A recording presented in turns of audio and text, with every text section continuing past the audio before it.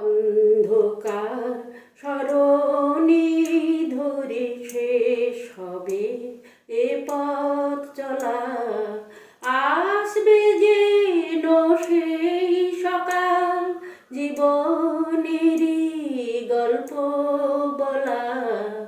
বারবার পরাজয় না, শেষ কথা নয়।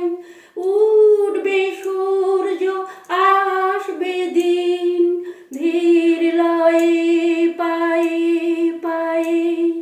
স্বপ্নহীন দু চোখ বুঝি তাই হলো আজও